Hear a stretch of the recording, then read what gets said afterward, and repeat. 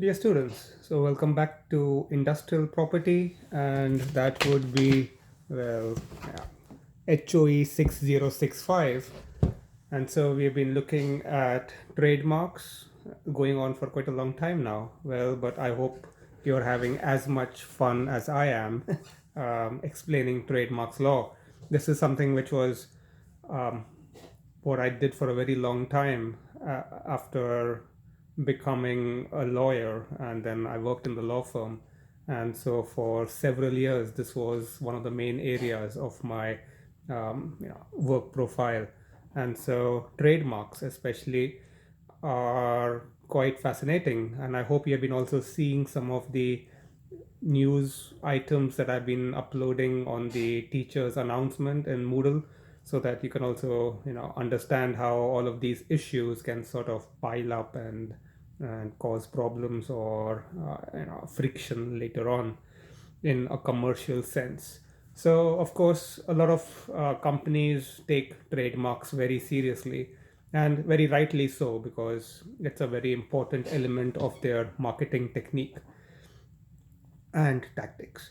So now, after having looked at various aspects of trademarks, we were looking at assignment. So we covered assignment last time, and I spoke about a whole host of issues that can arise, especially in the context of goodwill or partitioning or partitioning the trademark into different parcels, so that it could be on a territorial basis or in respect of a few particular goods or services, etc.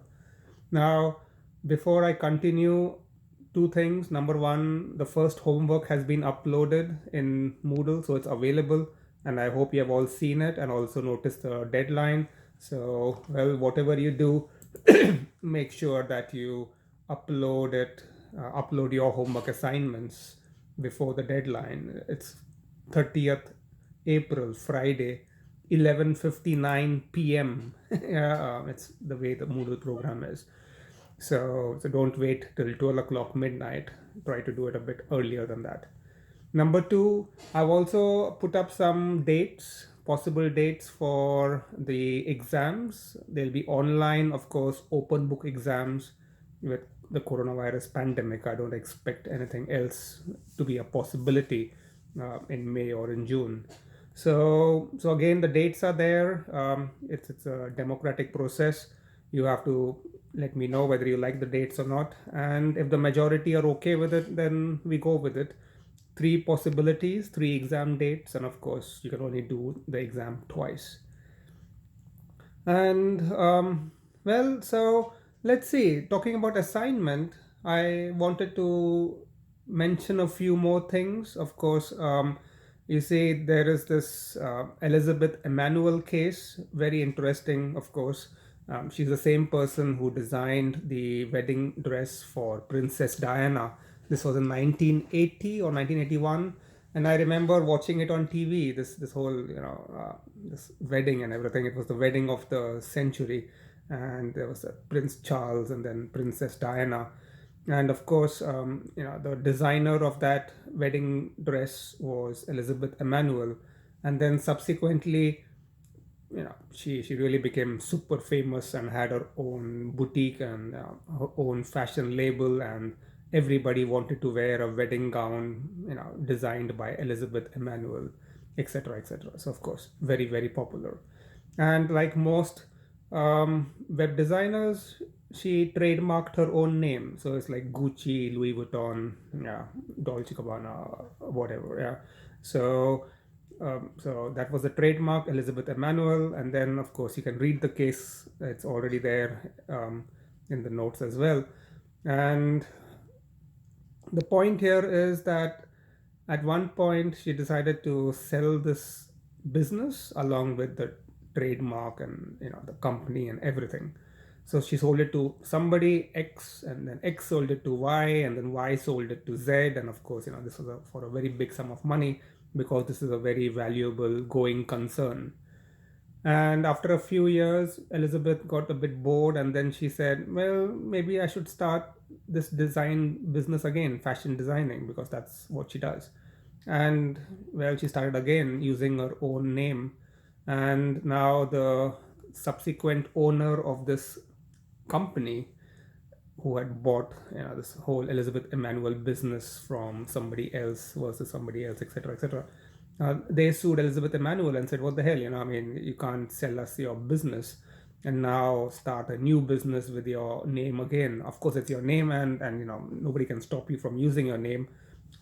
But in this case, like, hello, we have paid a lot of money for this, and the business, has the name as a very important integral ingredient. So of course, this became a big issue, went to the court, and then the court said that, yeah, Elizabeth Emanuel can't really use that name again.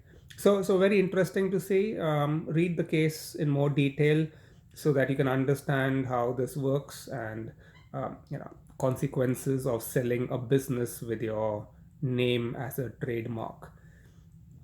And well, this makes perfect sense, especially if you are into high end, high fashion products. You will see the issues that can arise in this regard. Now, continuing on, well, there was this one particular matter that I really often like to talk about. As a young lawyer, this was, one of those situations where, you do something amazingly wrong, and just you don't forget it even 20 years later. So here's the situation. There's this very well-known footwear company. They make shoes, and they've been around for more than 80, 90 years. It's a European company, and well, they still exist. They still do well in Europe, but they sort of expanded into South Asia about 60 years ago, 70 years ago, and then they did really well in South Asia.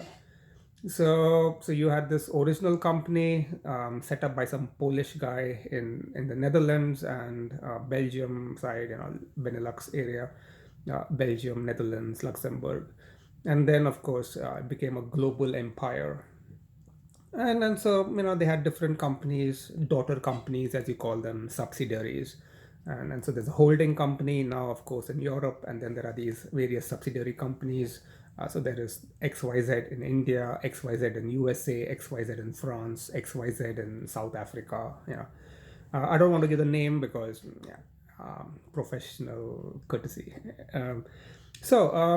At one point in the late 80s, early 90s, it became very fashionable, sort of like a trend to have, in this big conglomeration family of companies, to have one specific company exclusively to handle all IPR matters. Now, this makes a lot of sense from a trademark perspective, or also from a taxation perspective, from a functional managerial perspective. All sorts of issues arise. So you still have such companies. So, for example, there's probably going to be this one Apple company, or a subsidiary or something based in Ireland, for example, and they own all the IPR, and they rent out the IPR to other subsidiaries of Apple, and then they sort of have this little fiction going on. And this got in trouble in Ireland. The European Commission, of course, said no, and now recently the court said it's okay, and so it's again become a problem. It's called the double sandwich or something in Ireland. It's a tax regime thing.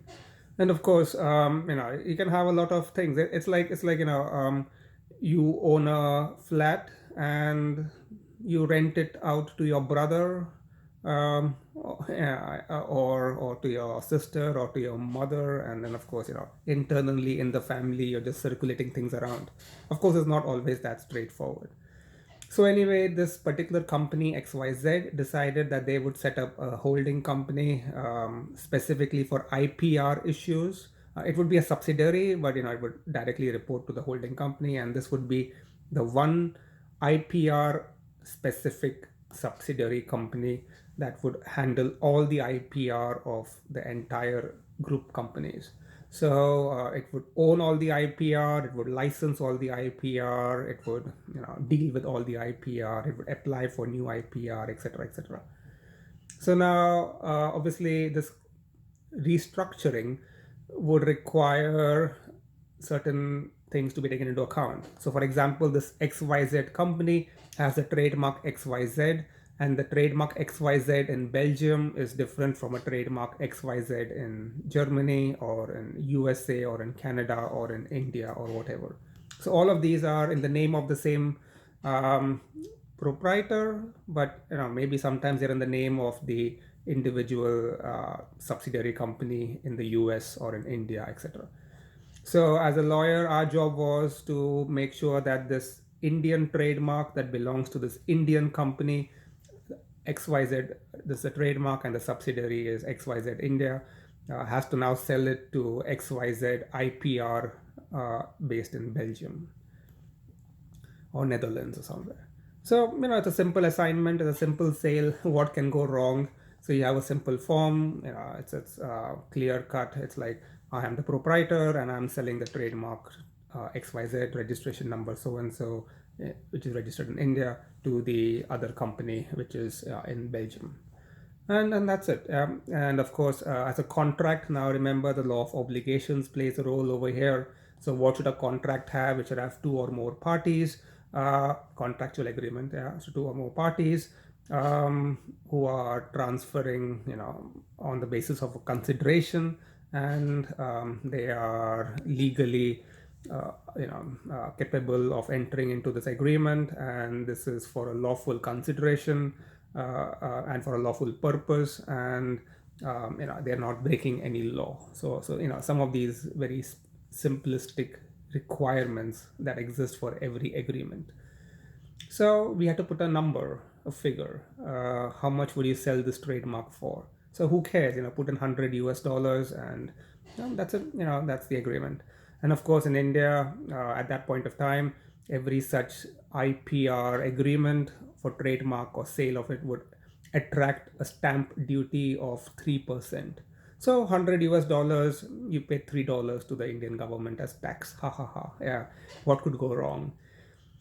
Well, when we filed this application in the trademark office in India, of course, the trademark officer said that she is a quasi-judicial authority, and now she has to, of course, involve the income tax department, because there is a taxation aspect, and she feels that the trademark is seriously undervalued. So we're like, okay, yeah, what does that mean? So this matter now went to the income tax authorities, and they said, well, you can't say that your trademark has a value of $100 and you are selling it for 100. That's not how it works. It's like, you have a flat in Helsinki, you can't sell it for 100 euros. Obviously, it's worth a lot more money. And so if you do this, either you are very stupid or this is a tax evasion scheme. So we're like, okay, where is this going? And well, the tax authority said there's no real way of putting a value to a trademark. Like 10 years ago, Nokia had a value. 10 years ago, Samsung had a value. And today, those values are very different. So of course, valuation of a trademark is not straightforward. So the income tax authority said, well, let's see, you have 10,000 company shops in India, where you sell these shoes and footwear products, because it's a very popular company, and 10,000 of your own company outlets. What the hell? That's a big thing. So the income tax authority said, let's put a value. Let's say each outlet corresponds to $10,000. So you have 10,000 such outlets. So we multiply 10,000 by 10,000 and we put that as a number for the valuation purposes. And of course, if you have a better valuation idea, we are open to your suggestions. So I'm like, that has like 4 and 4, so that's 8 zeros. I mean, what sort of number is that? That sounds like quite a big number. And they said, yeah, well, yeah, it's a big number and you have to pay 3% as tax on that. So now we are like, this was supposed to be a very simple, idiotic little thing, and we were supposed to pay $3 as tax. And now this guy has come up with a number which has 8 zeros, and I don't even know what's in front or what's behind anymore. Maths is not my strong point, and I have to pay 3% on that. I mean, my client, I mean, that's crazy. And now, of course, you can't just say, okay, I withdraw my application. No, that's not how things work anymore. You cannot press alt control delete and say, okay, well, this application doesn't exist and we don't want to sell the trademark anymore.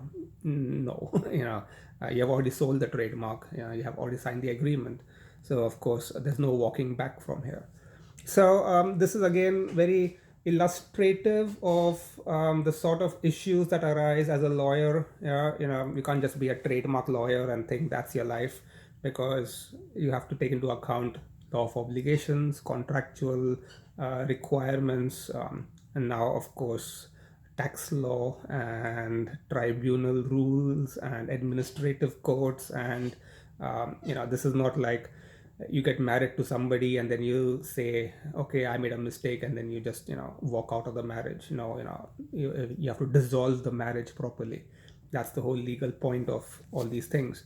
So again, I hope this sort of impressed upon you the issue of how trademarks, assignments and all of these can have real impact and value. Because remember, for example, I was seeing an article once in Forbes magazine which said that the Apple trademark was valued at 500 billion US dollars. That's crazy. That's what sort of number is that? And then of course you have to understand that Facebook, for example, has a greater valuation as a company compared to Boeing, the aeroplane company, right? Boeing actually makes planes that fly, that carry 300 passengers, even more, or at least they used to before the pandemic. And then real life stuff, and very expensive engines and state of the art technology. And what is Facebook? I mean, what the hell? How does Facebook have a higher valuation? But you see, this is the point. And then of course trademarks are valued accordingly. So these are some of the cases. There's also the Scan Decor case, so you can read some of these issues. So now that this is done, we look at the second issue, which is co-ownership. And co-ownership is something where you have two or more companies or individuals who own a trademark. Now, why would this be the case? Well, of course, it could be, for example, it's a partnership, and then in a partnership concern, you have different partners, and each of them has a stake in the trademark. But you could also have a situation where you have a joint venture. Now, I don't know how conversant you are with company law, for example, but this thing is quite usual practice. So for many years, you had Sony, it's a Japanese company, and Ericsson, which is a Swedish company, and they formed a joint venture. And the idea was that they would, enter into the business and ICT, information communication technology, and mobile telephony and things like that. And they were not so much into making mobile phones like Nokia, but rather they were more in the business of these big aerial masts that you see. I mean, that's how your mobile phone works, right? I mean, it's not like magic or something. You talk on your phone, I'm on my phone, but actually the signal goes to a mobile mast, and there it is then sent out, bounces off to other mobile phones. And so that's this very high tech technology that goes into these things. And of course, if your signal is bad, then your mobile phone won't work. So Sony Ericsson were more into that sort of stuff. And so this was a fusion of Japanese and Swedish technologies, and two different companies working together on the same products and services. And they also made some mobile phones and various other things. Now, as a lawyer, I can only hope that you already understand how these things go. Well, people tend to say that lawyers are negative, and lawyers always, have, these very critical viewpoints about everything. But as a lawyer, if you are entering into a negotiation and you are appearing for Sony and then somebody else is for Ericsson, you need to prepare for the worst case scenario. What's the worst case scenario? It's like two people get married. What's the worst thing that can happen? Divorce. Yeah, that's the first thing, of course. Second thing is some partner dies or something, and then if you prepare for the worst, you're prepared for everything. So as a lawyer for Sony Ericsson, already you can see what's going on here. You don't want a situation where Sony at some point gets the trademark Ericsson, and or vice versa. You don't want the Swedish guys to get the Japanese trademark, and so you have to build in some internal safeguards for such a situation. So of course it's a joint venture company. Sony owns 50%, Ericsson owns 50%. So it's a new company now altogether. And now the new company will apply for a trademark, which is Sony-Ericsson. And of course, you have to clearly clarify out over here what are the rights of either party to this trademark, and what are the shareholders' rights, and then because shareholders are Sony and Ericsson, two shareholders. So of course, all of these are issues that are of great relevance. And Sony Ericsson has dissolved finally. It's wound up, liquidated. It doesn't exist anymore, I think. And so obviously, whatever you decide about the trademark and how it will be handled is very important here. Because let's say Sony Ericsson is there and Sony decides to sell 50% of the shareholding that it owns in this joint venture company to Apple, then what happens? What if Ericsson says no? Or what if Ericsson says okay? Then what are the rights of Apple company or Google company to the trademark Sony Ericsson? So these are some of the interesting issues. From a procedural point of view, of course, let's say Sony Ericsson wants to sue somebody in Russia or in India or in Brazil.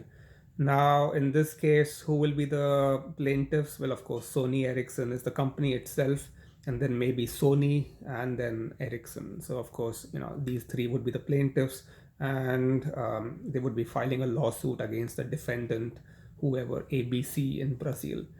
Now, what happens if Ericsson is not interested in fighting? So what do you do here? Of course, well, these are all procedural issues that come up, because as per the civil procedure code or the criminal procedure code or the law, procedural law in your respective countries, if all the parties are not included in the suit, then it's a problem. So you have to involve everybody. You can't just bring in or take out people later on.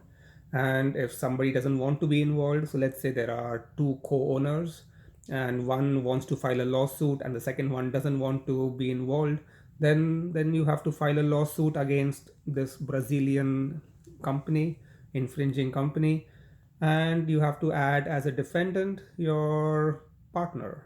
Yeah, that's how these things go. So these are interested parties to a lawsuit, and this is procedural technical stuff, but as a lawyer you're supposed to deal with this.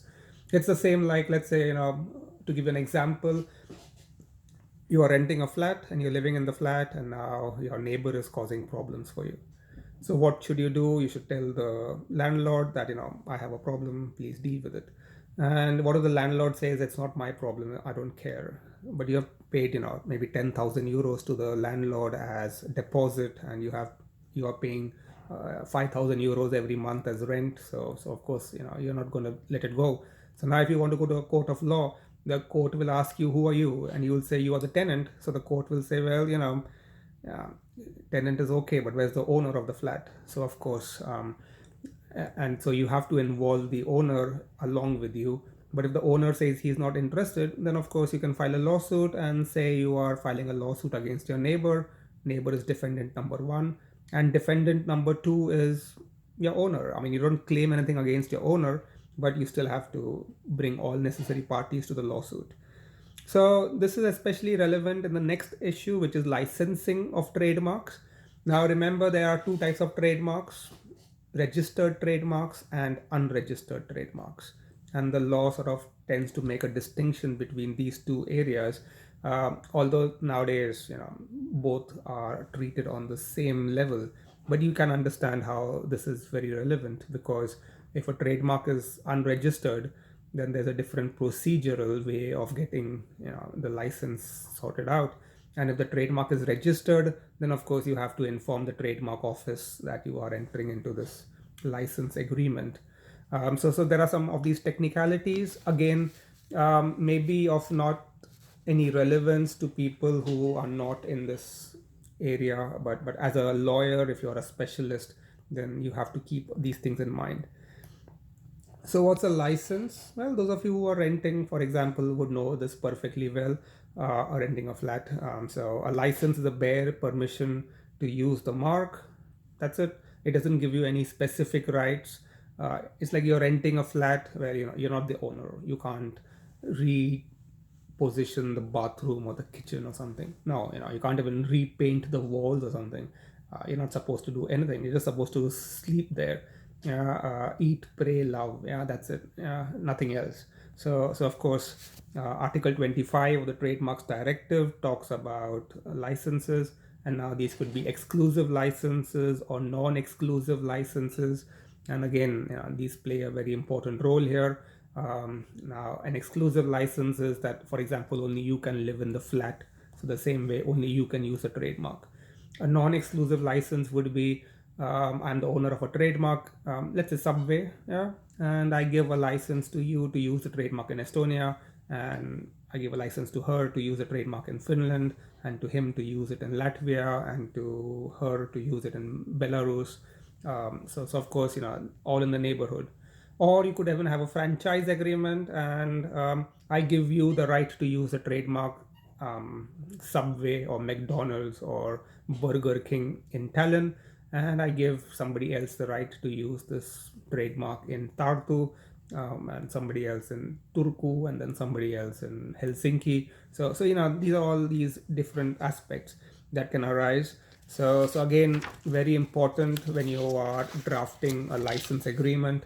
And I've even put up over here a checklist for negotiating license agreements, so you can see that in more detail and sort of understand how this goes. But you see, licensing is not easy. There are a few aspects to it. Number one is, of course, sub-licensing. Yeah. Uh, Again, the same like in a flat. I rent my flat to you, so I think you're this nice Finnish, Swedish person in Estonia, and I rent the flat to you. And now, well, it's coronavirus time, and so you don't live in Estonia right now because you are staying at home in Finland with your parents, because everything is shut. But there is this nice flat in Tallinn, and you are still paying rent for it. So what do? Can you sub-license it? Can you give it to your friend from Kenya? And what happens to me? I'm the landlord. I go one day hoping to see your nice pink face, and then I knock on the door, and the door opens, and there's a guy from Kenya, and I'm like, what happened? What happened to you? So of course this is sub-licensing, and the same even goes for trademarks. So is it allowed? Well, not always. Yeah. Now you have to also remember another aspect which is quite complicating things in the trademark sense, which is that what is a trademark? It's basically supposed to show a connection between you and your product or services. So Microsoft, yeah, it shows a connection between Bill Gates and the laptop that you have with the Windows 10 or Windows 11 or whatever software. Yeah, so of course, now when you're licensing, you're causing an issue here. So basically, you're saying that, yeah, it's Apple, it's an American company, but the product is made in in Taiwan. But how does it matter? The metal and plastic is immaterial. The main thing is the software, and the software is made by some software engineers sitting in Finland or in India or somewhere else. So of course, all of this causes issues, but licensing is sort of now seen in a very liberal sense. So as long as you exercise quality control, it's okay. So of course, this is one issue. You can see the sample of a label that I have also put up in Moodle, and you can already see, I think I spoke about this, how all this information needs to go to the consumer, because consumers have rights, but at the same time, it's understood that not everything that is Apple related has to be made in the US. It could be made in Mexico, it could be made in China, it could be made in India, as long as you have the Apple stamp of quality assurance, you're okay with it as a consumer.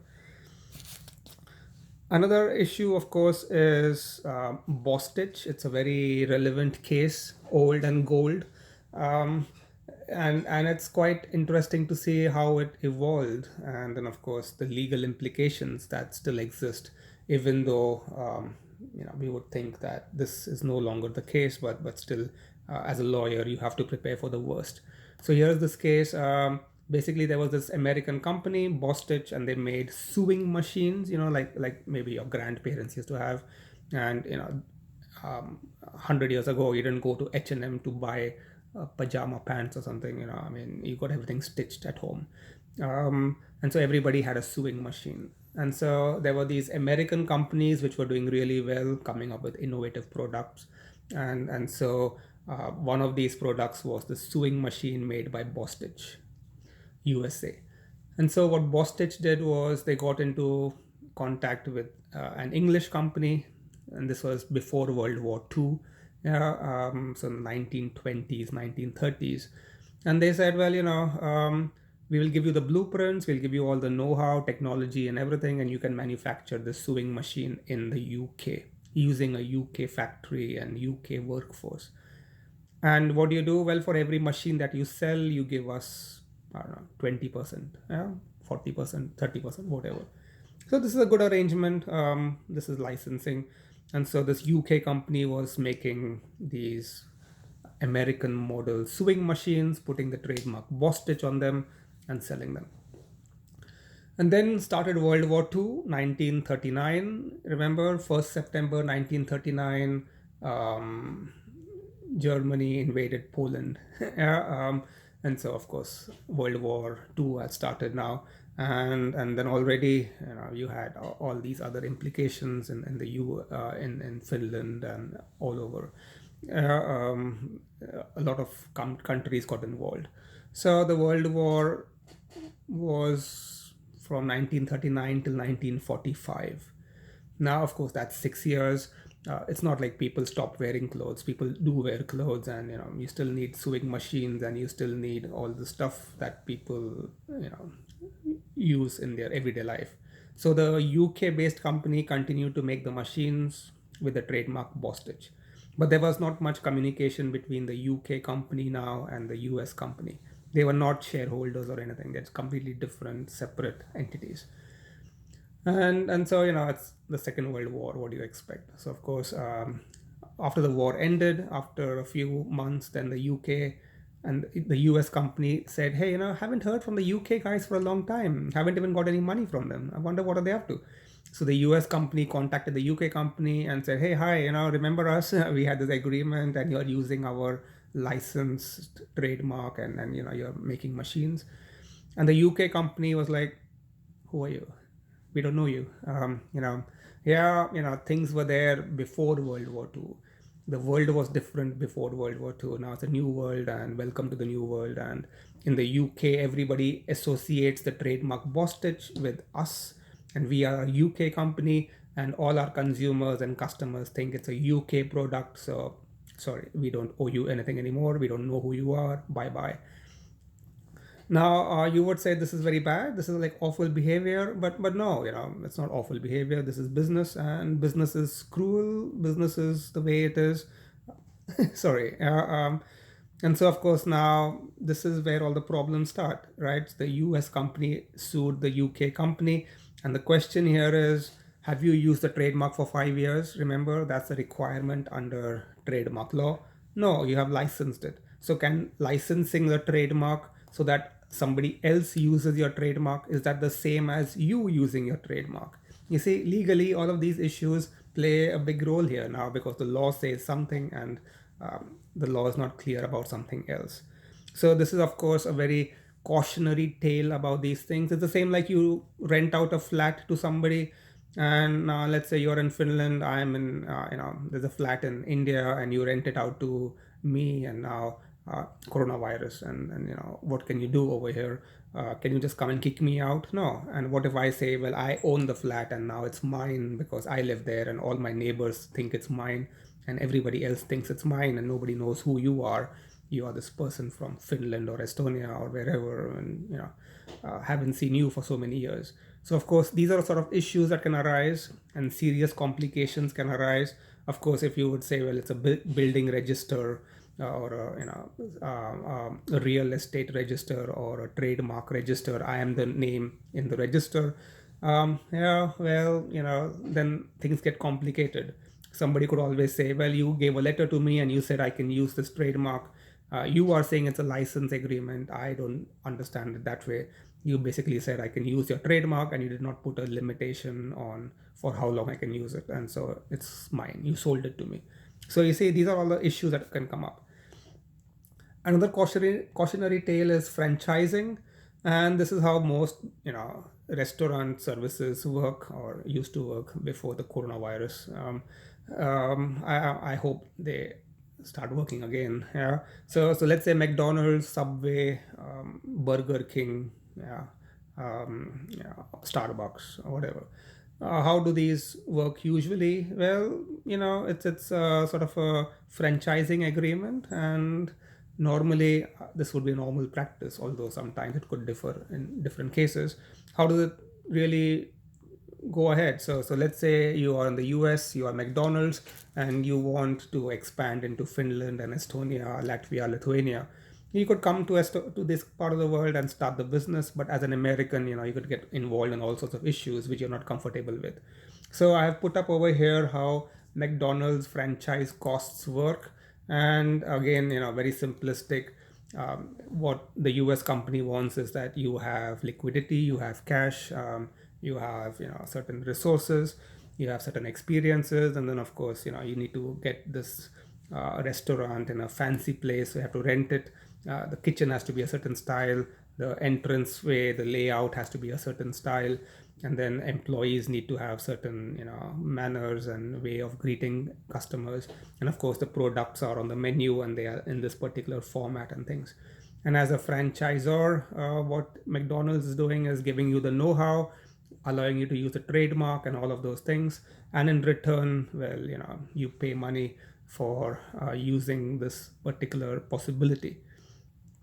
So of course these are aspects that arise, and what can go wrong?